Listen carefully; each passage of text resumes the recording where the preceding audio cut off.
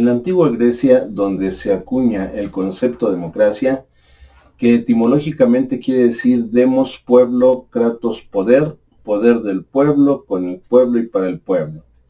En la antigüedad, durante el esclavismo en que únicamente los hombres libres se reunían para tomar decisiones importantes, nunca se tomó en cuenta a los esclavos, quienes eran la clase mayoritaria.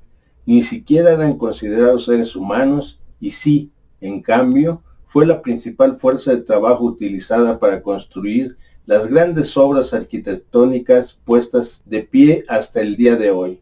Durante el feudalismo fueron los campesinos la clase mayoritaria y sin embargo también carecían de los derechos ciudadanos.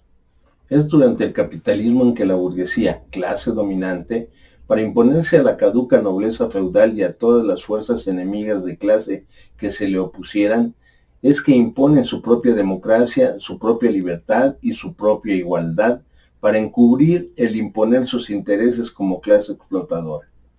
En la actualidad existe predominantemente en el mundo capitalista la forma de gobierno republicano, que se divide en tres poderes, el ejecutivo, legislativo y judicial, en que los dos primeros son elegidos por voto ciudadano bajo el principio de la democracia representativa, donde a través de procesos electorales amañados, que dicen ser libres, democráticos y equitativos, los ciudadanos viven su momento de gloria únicamente al momento en que depositan su voto en las urnas, sin que después vuelvan a ser tomados en cuenta.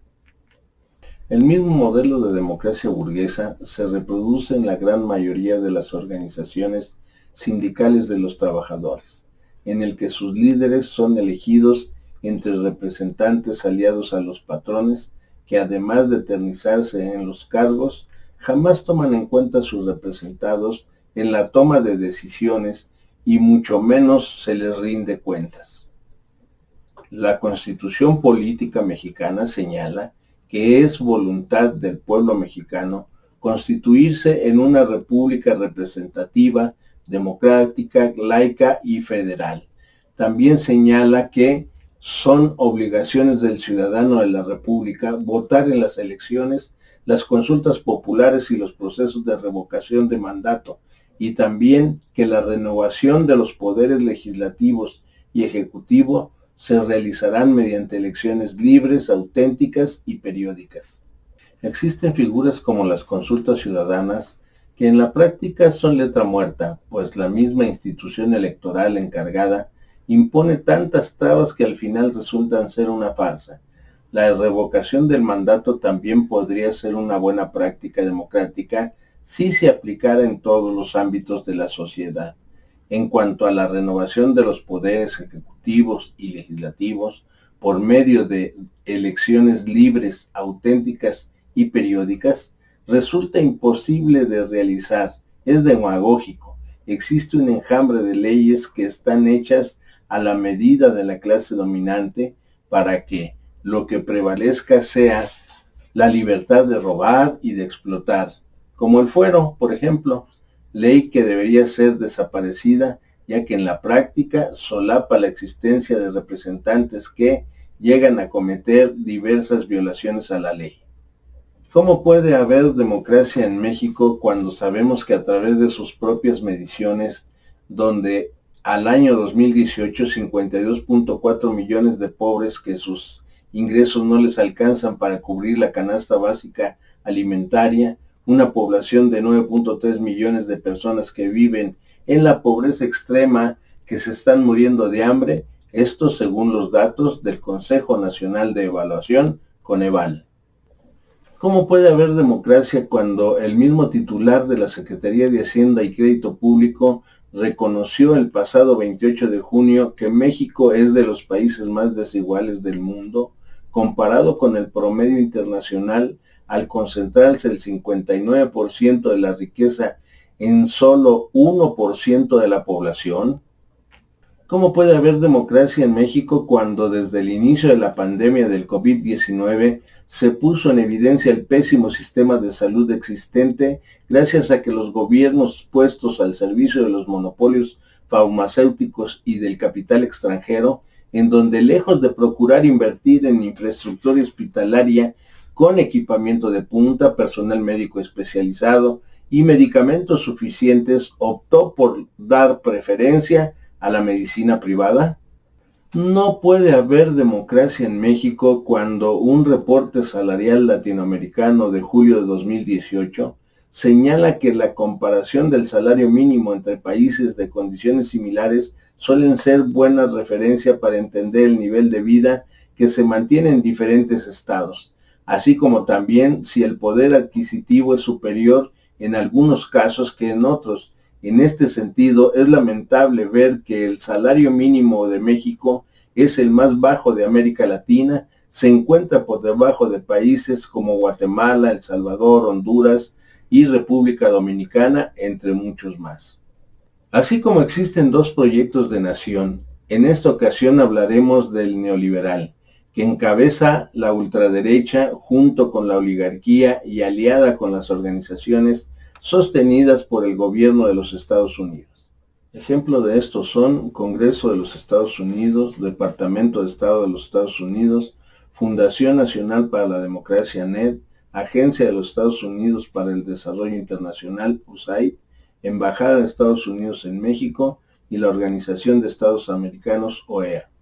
A nivel nacional, las organizaciones empresariales y empresarios en lo individual, como son Claudio X González Laporte, papá, Claudio X González Guajardo, Juan Bosco Abascal Pan Yunque, Gilberto Lozano Frena, Enrique Kraus y Héctor Aguilar Camín académicos, el Consejo Mexicano de Negocios, CMN.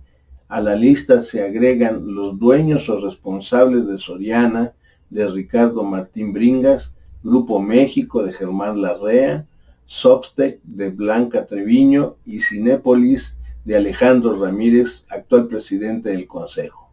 El jefe económico, político e ideológico de todas las organizaciones empresariales nacionales, sumando también a la coalición de partidos políticos Va por México, PAN, PRI, PRD, quienes mantienen una posición política de conservadurismo social, conservadurismo liberal, democracia cristiana y corporativismo neoliberal, son los Estados Unidos y todos aquellos que se dicen los defensores y promotores de la democracia y la libertad en el mundo. O sea, que se creen los únicos en el mundo que promueven estos valores. Sin embargo, número 1, son los promotores de invasiones y guerra en todo el mundo.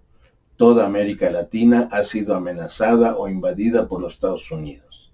Número 2, permiten e incluso promueven el racismo en todos los países donde tienen influencia y han implementado dictaduras, caso Estados Unidos. Número 3, son los principales países donde se violan sistemáticamente los derechos humanos, casos de Ecuador, Colombia, Brasil, entre otros. Número 4, promueven la discriminación en sus países donde existen inmigrantes, sean en Estados Unidos o Europa. 5.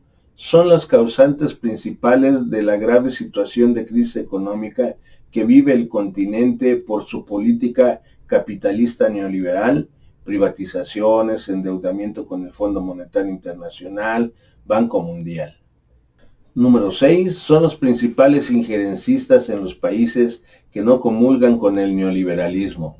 Caso Cuba, caso Venezuela, caso Nicaragua, caso Bolivia, caso Ecuador, caso México, entre otros. Todos estos rasgos y otros más caracterizan a las posiciones del imperialismo y sus cómplices, donde existen las clases dominantes y dominada. Los trabajadores mexicanos, incluida la llamada clase media, tienen que identificar correctamente a su enemigo principal, la clase dominante, ese 1% que conforma a la oligarquía financiera y sus cómplices, muchos de los cuales lo son por el grado de enajenación, manipulación y control ideológico que ejerce la clase dominante sobre ellos. Tienen que cobrar conciencia para romper con ese control ideológico y político que mantienen sobre ellos. Por ello, esta etapa histórica que vivimos se caracteriza por la lucha de las ideas, las capitalistas contra las ideas de la clase trabajadora. Las luchas que pueden y deben librar los trabajadores mexicanos desde sus diferentes trincheras son en los barrios, las colonias, los sindicatos, cooperativas, organizaciones de campesinos, jubilados, pueblos y comunidades indígenas, artesanos, en las escuelas. Es en estos donde se puede practicar la democracia verdadera, donde se puede forjar el germen de lo que será la democracia popular participativa, la única forma en que se puede cristalizar la verdadera libertad, la igualdad y la fraternidad de las mayorías en contra de esa minoría explotadora. De ahí que la batalla debe ser primeramente por la construcción de la organización revolucionaria de los trabajadores que oriente permanentemente su quehacer político, que promueva e impulse la lucha por la democracia, la libertad, la paz y la justicia social. La batalla también debe ser por el triunfo de la revolución que nos lleve a una nueva sociedad libre donde no haya explotados ni explotadores. Si les gustó este video, denle like, suscríbanse y denle click a la campanita para recibir las notificaciones de nuestros videos. Ayúdenos compartiendo este video para hacerlo viral. Agradecemos sus valiosos comentarios. Gracias y hasta la próxima.